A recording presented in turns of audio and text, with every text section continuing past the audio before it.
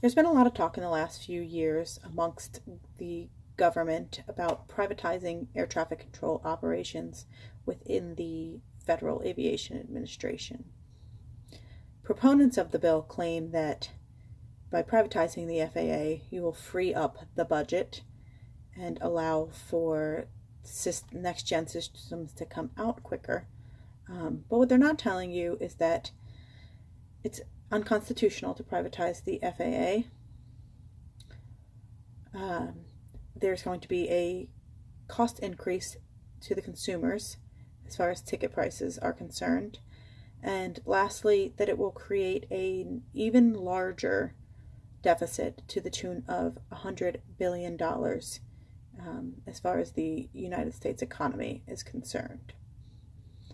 So this not-for-profit is basically supposed to be made up of 11 people, with 5 automatically coming from the airline industries, which means that they're basically in control and of both their own operations as far as flying their aircraft and maintaining their aircraft, but also puts them in charge of the national airspace that they use, in charge of both the maintenance and operation of said organization. It goes against the non-delegation doctrine, which was basically put in place so that one major company or a few companies weren't strongholding or controlling an entire market. In just giving up our national airspace to this non-profit, you are going to be basically going against that non-delegation doctrine that was put in place to prevent things like this. The national air system actually originally was built by some private companies. However, in the 1930s, the original FAA, which was the CAA, I believe, was found, and it basically broke up the private company or companies, 2 or 3, having a large portion of control over both the airlines and the infrastructure for the NAS. So taking that away will definitely take away the infrastructure, or the checks and balances put into place. And also, we're not the first country to privatize. In England and Great Britain, both countries saw a large hike in ticket prices when they privatized. According to Naomi LaChance, when Air Canada took over in 1995, they cut the staff by 25% and user fees decreased. However, the ticket prices were risen despite that.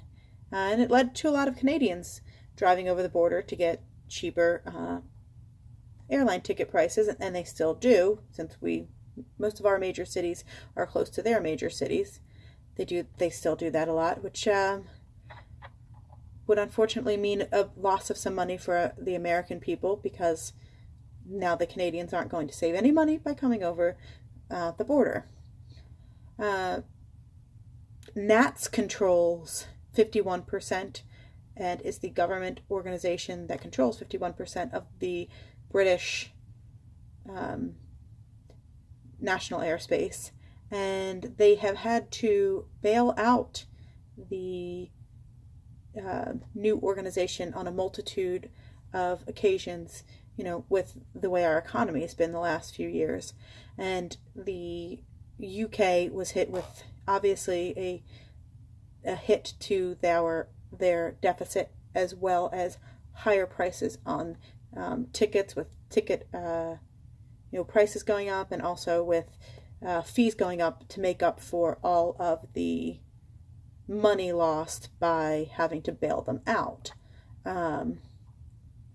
So, I personally have spoken to some people in Air Canada, and they said actually it got worse when they privatized, as far as, operationally concerned. So, in essence, privatizing the FAA is a short-term solution to a long-term problem. Maybe we should find a way to fix the organization within the government prior to just handing over the billions of dollars of infrastructure, man hours, all of that. And finally, yet importantly, as mentioned before, we're going to see an increase in the already gargantuan trillions of dollars that the U.S. is in debt. Some studies say that those numbers will soar to $100 billion in 10 years by privatizing the FAA.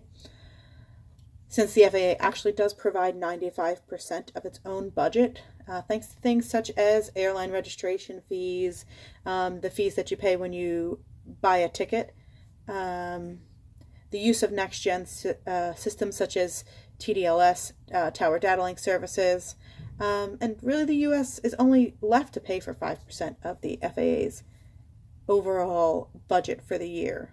So really not helping the United States out at all. Actually, we'd be losing money in the case of this privatization. As mentioned before, there's also billions of dollars in infrastructure.